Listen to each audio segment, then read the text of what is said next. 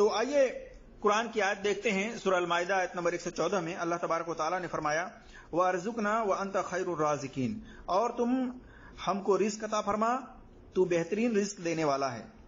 اس مناسبت سے ایک حدیث ہے کہ ایک شخص نبی صلی اللہ علیہ وسلم کے پاس آ کر کہا جب میں اپنے رب سے مانگوں تو کیا کہوں؟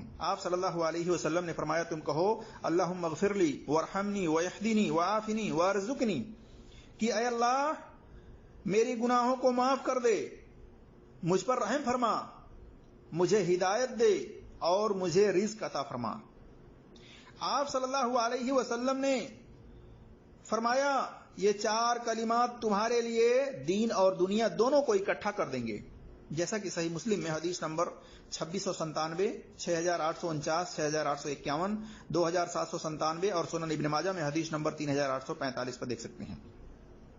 یعنی دنیا میں کسی کو بیماری اور مصیبت سے نجات اور کھلا رزق مل گیا، گویا اسے دنیا کی ساری نعمتیں مل گئیں، اور آخرت میں اگر گناہ معاف ہو گئے تو گویا آخرت کی ساری نعمتیں مل گئیں۔ اس لحاظ سے یہ جامع دعا ہے میرے عزیز دوستوں اور بھائیوں اور میری اسلامی خواتین و حضرات، لہٰذا اس دعا کو ہمیشہ پڑھتے رہنا چاہیے۔